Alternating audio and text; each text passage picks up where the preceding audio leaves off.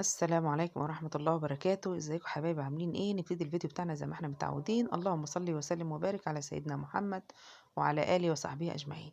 النهاردة هنعمل طريقة جميلة للفراخ، هنشويها في ورق فويل. بصوا حبايبي، احنا معانا بصلاية كبيرة قطعناها طرنشات، وطماطماية، وقرنين فلفل أخضر، وقرن فلفل أحمر سبايسي كده حراقين، ومعانا توم مدقوق بكزبرة ناشفة وملح، ومعانا فلفل اسود، ملح، بهارات فراخ، كركم، كاري، كزبرة ناشفة، ونطرة كمون صغيرة. هنقلبهم مع بعضيهم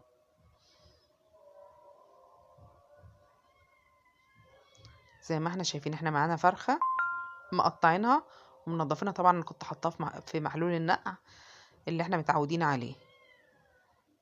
هنجيب طبق، اي طبق عندك، يعني بايركس، تيفال، ألمونيا، استانلس بتحط في الفرن، اي حاجه. هنحط طبقتين فويل خلف خلاف كده، واحده بالطول وواحده بالعرض، وهنحط في قلبيها ورق زبده، وهنبتدي نسمي الله. وهنجيب تتبيله التتبيله اللي احنا عملناها. بصوا حبايبي، زي ما قلت، انا نسيت اقول لكم ان انا كنت حاطه نص معلقه سكر صغيره مع البهارات، عشان الفرخه ديت متربيه في البيت وكبيره شويه، فعشان لحمها يستوي وتبقى جوسي كده وطريه، ما تبقاش ناشفه. معلقه السكر دي بتساعد على طريان اللحم. وهنجيب الفرخه نحشيها من تحت الجلد ومن اللحم ومن تحت كده، ونبتدي نحطها في ورق الفويل بالزبده.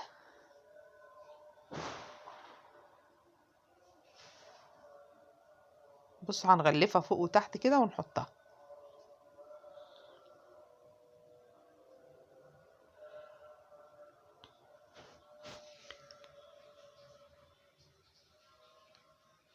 واهم حاجه الرجول دي، زي ما قلت لكم، متربيه في البيت. على فكرة الرجول مفيدة جدا. يقولك رجول لأ، والرجول مش عارفة ايه، لأ، الرجول دي مفيدة جدا، أنا بحبها. لما ببقى ذابحة فرخة أنا مربية في البيت، ما برميش الرجول بتاعتها ولا الراس بتاعتها. أنا لو جبت فرخة من بره ممكن أرمي راسها أو الرجول بتاعتها، إنما في البيت لأ. وهنحط بقية الحاجات بتاعتها، وحطيت بقية الخلطة فوقيها، وهنجيب هنجيب حتة ورق فويل تانية. أيوة صح، معانا الخطوة ديت. بصوا حبايبي، دي هنبتدي نغرز كده الفرخة كده بعد ما حطيناها، وهنجيب نقطة زيت صغيرة كده نرشها من فوقيها كده، عشان زي ما قلت لكم تبقى اللحم بتاعها طري. هي لحمها تخين والفرخه سمينه ما شاء الله، عشان تبقى جوسي وطريه كده، ما تبقاش ناشفه معانا في الاكل. وهنجيب ورقه زبده تانية ونيجوا كاتمينها، مغطيينها، وبعد كده نيجي كاتمينها بورق الفويل.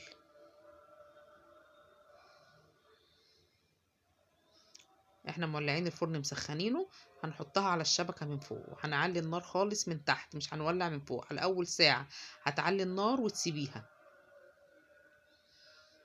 بص احنا كده هنكتمها خالص. بص، عشان الحته العريانه ديت بص في حته مش متغطيه باين عليها ورق الزبده باين، فعشان ما ينحرقش مننا من الفرن هنجيب ورقه فويل تانية ونغطيها من فوق، نكتمها خالص.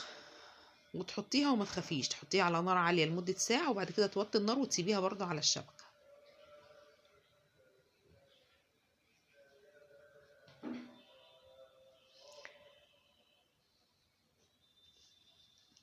وتبقى احلى من الفراخ المشويه اللي بتبقى جايه من بره.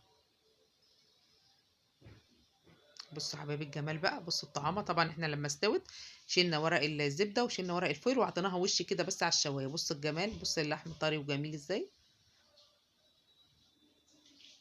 بصوا ما شاء الله. لو عجبكم الفيديو اعملوا لنا لايك، كومنت حلو، وشير، وفعلوا جزر الجرس عشان ينزل لكم كل جديد. في تكايه بقى في الاخر بقى، بصوا اللي حاطه حته فحمايه صغيره، هنجيب ورق فويل ونحطها في قلبيها، ونحط عليها نطره زيت صغيره، ونيجوا كاتمينها، تبقى زيها زي الفراخ المشويه اللي من بره. بصوا، بصوا بقى الدخانه دي بتكتم بقى،